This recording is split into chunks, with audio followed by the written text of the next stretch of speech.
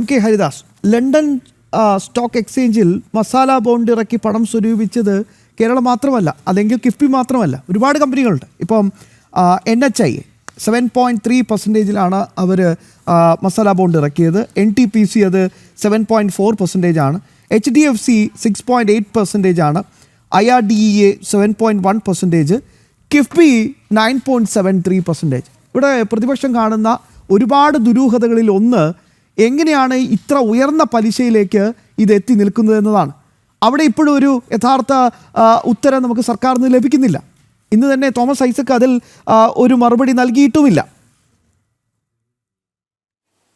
ഈ ഉയർന്ന പലിശയ്ക്ക് ഈ പൈസ എടുത്തതിനെ കുറിച്ച് സംസാരിക്കാനൊക്കെ ഇവിടെ വളരെയധികം അറിവുള്ള ഒരു സാമ്പത്തിക വിദഗ്ധൻ വന്നിട്ടുണ്ട്. അദ്ദേഹം പറയും, അദ്ദേഹത്തിനെ കൊണ്ട് പറയിപ്പിക്കണം. കാരണം അതിൽ ഞാനൊക്കെ എന്തെങ്കിലും പറഞ്ഞു കഴിഞ്ഞാലുള്ള ചെറിയ മിസ്റ്റേക്ക് പോലും വലിയ ഒരു പ്രശ്നത്തിനിടയാവും. നമ്മളിതൊന്നുമല്ല നമ്മളിവിടെ ഞാൻ ഇതിനെ കാണുന്നത്. ഞാൻ ശ്രീ അനന്തപത്മനാഭനുമായിട്ട് 1-2 പ്രാവശ്യം വാക്ക് തർക്കം ഉണ്ടാകുമോ എന്നുള്ളൊരു സംശയം ഉണ്ടായിരുന്നു. പക്ഷെ അദ്ദേഹം സംസാരിച്ചത് മുഴുവൻ ഞാൻ എന്ത് പറയണം എന്ന് പറഞ്ഞതിൻ്റെ ഒരു മിറർ ഇമേജാണ് അദ്ദേഹം കൊണ്ടുവന്നിരിക്കുന്നത്.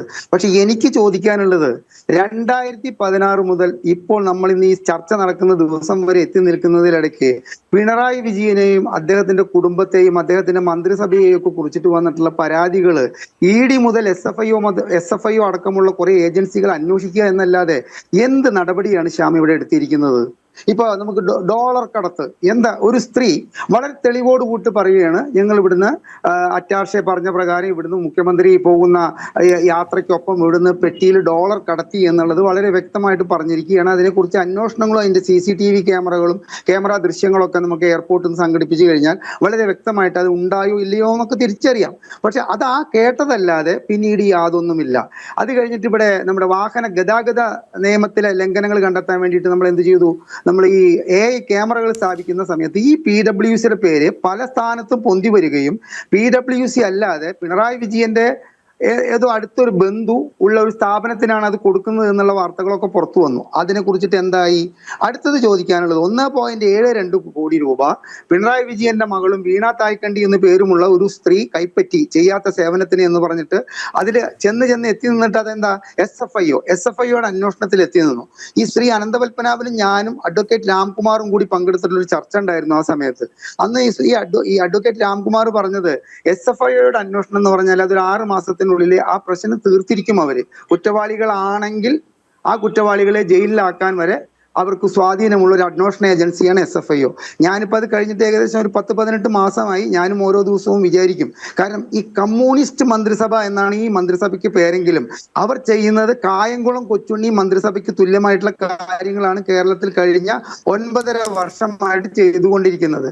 ഈ മോണോഗ്രാം എന്ന് ശ്യാമും പ്രേക്ഷകരും കേട്ടിട്ടില്ലെങ്കിൽ, മോണോഗ്രാം എന്ന് പറഞ്ഞു കഴിഞ്ഞാൽ ഈ കാറിന്റെ ബോണറ്റുമ്പിലുള്ള ആ കാർ നിർമ്മിച്ച കമ്പനിയുടെ അടയാളത്തെ സൂചിപ്പിക്കുന്നതാണ് എന്നാണ് ഞാൻ മനസ്സിലാക്കിയിരിക്കുന്നത്. അപ്പോൾ BMW, മെഴ്സിഡീസ്, ഇത്തരത്തിലുള്ള BMWന്റെയും മെഴ്സിഡീസിന്റെയും റോൾസ് റോയ്സിന്റെയും ഒക്കെ മോണോഗ്രാം എടുത്ത് അംബാസിഡർ കാറിൽ സ്ഥാപിച്ചുകൊണ്ട് പറയുകയാണ് ഈ കാറും അതിന് തുല്യമാണ് എന്ന് പറയുന്നത് മാതിരിയാണ് കേരളത്തിലെ കമ്മ്യൂണിസ്റ്റ് മന്ത്രിസഭ എന്ന് പറയുന്നത്. ഇവരിൽ എവിടെയാണ്, ഏത് വശത്താണ് ഈ കമ്മ്യൂണിസം എന്നത് തൊട്ട് തീണ്ടിയിട്ടുള്ളതെന്ന് ഞാൻ ഇന്ന് വരെ ഈ 9.5 വർഷത്തിലിടയ്ക്ക് എവിടെയും കണ്ടിട്ടില്ല. എന്നാൽ പേരെന്താ? കമ്മ്യൂണിസ്റ്റ് മന്ത്രിസഭ എന്നാണ്. അതിന്റെ ഭാഗമായിട്ടാണ് സ്വന്തം മകൾക്ക് 1.72 കോടി രൂപ സർക്കാർ സ്ഥാപനത്തിന് 14% ഓഹരി പങ്കാളിത്തമുള്ള ഒരു പൊതുമേഖലാ സ്ഥാപനത്തിന്റെ കരാറുകാരനിൽ നിന്നാണ് ഈ പൈസ പറ്റിയതെന്നാണ് നമുക്കൊക്കെ ഏറ്റവും വലിയൊരു ഉത്കണ്ഠ. താങ്കൾ അതുമാതിരി ഇപ്പൊ ഈ പറഞ്ഞു, ഈ മസാല ബോണ്ട് മേടിച്ചിട്ടുള്ള കമ്പനികളുടെ പേരുകൾ പറഞ്ഞു. ആ പേരുകളെല്ലാം തന്നെ കുറെ വ്യക്തികൾ ചേർന്നു നടത്തുന്ന സ്ഥാപനങ്ങളാണ്, HDFC പോലുള്ളവ. പക്ഷെ ഇവിടെ കിഫ്ബി എന്ന് പറയുന്ന സ്ഥാപനം നിലനിൽക്കുന്നത് സാധാരണക്കാരനായവന് പോലും അംഗീകാരം കൊടുക്കേണ്ടതായിട്ടുള്ള നമ്മുടെ സംസ്ഥാന സർക്കാരിന്റെ കീഴിലുള്ള ഒരു പ്രസ്ഥാനമാണ് ഈ കിഫ്ബി എന്നുള്ളത്. ഈ കിഫ്ബി തുടങ്ങിയ കാലത്ത് തന്നെ ഞാൻ ഈ ഒരു മിനിറ്റ് ഒരു രമേശ് ചെന്നിത്തലയെ പറയാൻ വേണ്ടിയിട്ടൊന്ന് ഉപയോഗിക്കുകയാണ്, ക്ഷമിക്കണം. ഈ രമേശ് ചെന്നിത്തല എന്ന് പറയുന്ന പ്രതിപക്ഷ നേതാവ് അദ്ദേഹത്തിന്റെ ഇരുന്ന സമയത്ത് കൃത്യമായിട്ട് അദ്ദേഹം രോഷാകുലനാവില്ല എന്നത്തെ VD സതീശനെ പോലെ അദ്ദേഹം എടുത്തു ചാടില്ല. അദ്ദേഹം പറയുന്ന കാര്യങ്ങളൊക്കെ വളരെ പക്വതയോടുകൂടി പറയുന്നതാണ്. അദ്ദേഹം ഈ PWCയുമായിട്ട് ഈ മസാല ബോണ്ടിന് ബന്ധമുള്ള കാര്യം വളരെ വ്യക്തമായിട്ട് പറഞ്ഞിട്ടുണ്ട്. ഞാൻ ഇന്ന് ആ വീഡിയോ ഒക്കെ എടുത്ത് നോക്കിയപ്പോൾ അദ്ദേഹം പറഞ്ഞിട്ടുണ്ട്.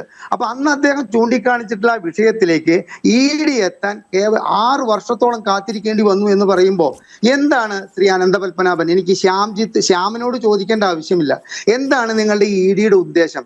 ഈ ഇ ഡി ഈ നോട്ടീസ് കൊടുക്കാൻ വേണ്ടിയിട്ട് തെരഞ്ഞെടുത്തിട്ടുള്ള സമയം ശരിക്കും അനുവദനീയമാണോ? ശബരിമല വിഷയത്തിൽ അങ്ങേയറ്റം നാണം കെട്ട് എല്ലാ പ്രതിരോധ സംവിധാനങ്ങളും തകർന്ന് തരിപ്പണമായി നിൽക്കുന്ന ഇവർക്ക് ഈ പഞ്ചായത്ത് തെരഞ്ഞെടുപ്പിന്റെ ഇലക്ഷനും 6 മാസം കഴിഞ്ഞു കഴിഞ്ഞാൽ, 6-7 മാസം കഴിഞ്ഞു കഴിഞ്ഞാൽ സംസ്ഥാന നിയമസഭയിലേക്കുള്ള തെരഞ്ഞെടുപ്പ് നടക്കാൻ നേരത്ത് കണ്ടു ഞങ്ങളെ കേന്ദ്ര സർക്കാരിന്റെ ഏജൻസികൾ ബുദ്ധിമുട്ടിപ്പിക്കുകയാണെന്ന് പറയാനുള്ള അത്തരത്തിലേക്ക് ചർച്ചകളും ജനങ്ങളുടെ ദൃഷ്ടികളും തിരിച്ചുവിടാൻ വേണ്ടിയിട്ട് ഈ സമയത്ത് ഇത്തരത്തിലൊരു നോട്ടീസ് കൊടുത്തതിന്റെ മാനദണ്ഡം എന്താണ്? അവിടെയാണ് താങ്കളും ഈ സാമ്പത്തിക വിദഗ്ധനും പറഞ്ഞത്.